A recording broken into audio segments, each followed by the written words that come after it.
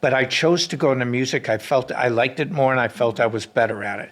And so at 5, I liked piano, I liked the organ, I studied. As I got to be around 9 or 10, the music I listened to had guitars. So when I was 10 years old, I was like, Dad, can I get a guitar? And he didn't know if I could play. You know, he didn't know if I was interested or not. I'm a 10-year-old kid. And so I'm left-handed, and there were no left-handed guitars. So we went into this local, it was actually a store called Woolworths. I don't even think they're around anymore.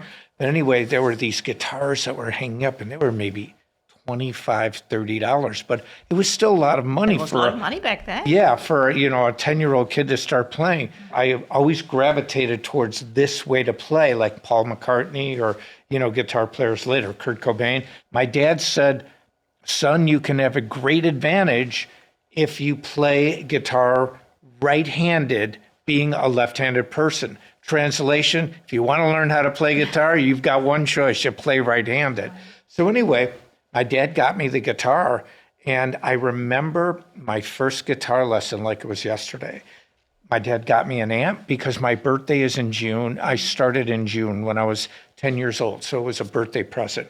And he got me this Japanese guitar called a Taisco, which is actually kind of cool now. They're collectibles. I'm not going to say it's a $20,000 guitar, but I wish I had these guitars. I had like 2 or 3 of them over the course of my life. And then my dad got me a little amplifier, Gibson Skylark amp. They're actually valuable now. I remember my guitar teacher showing me 4 chords, and it was C, G7, D7, and G.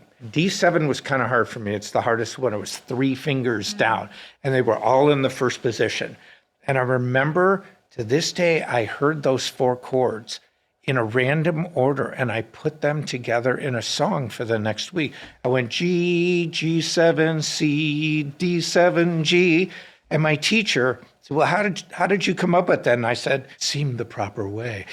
So it just seemed like this is how it should be. So from that point on, guitar came easily for me. And I knew at 10 years old I was going to be a professional musician. There was never a backup plan.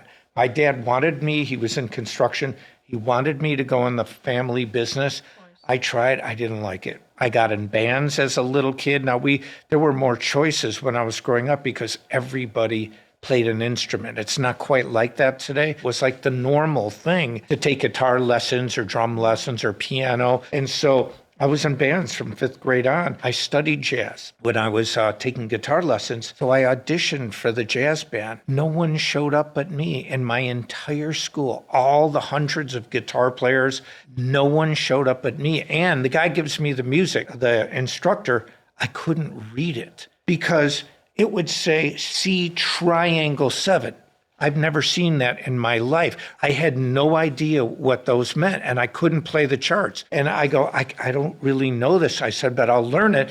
And he goes, you're in. And so I went to the local music store where I was taking lessons. I didn't take lessons anymore. That's a whole other story.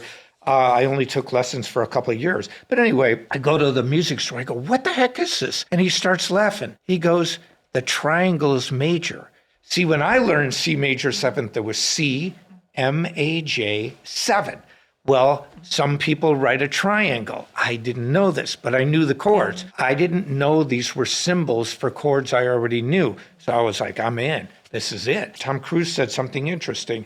When they talked about these incredible stunts, he goes, I don't know how I'm going to do it, but I just start and I figure out a way. And I agree with that. You just start. It's like writing a song or like we're recording. I was doing acoustic guitar. We tracked this thing.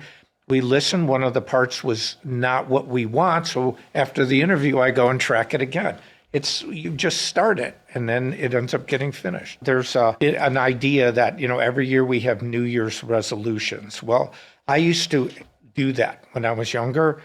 Now my New Year's resolution is to keep doing what I'm doing. I'm at the point in my career where, it's like the pinnacle. But I worked really hard to get there. And I don't let up. Every day you have to kind of prove it. And what I try to do with myself is just focus on the art.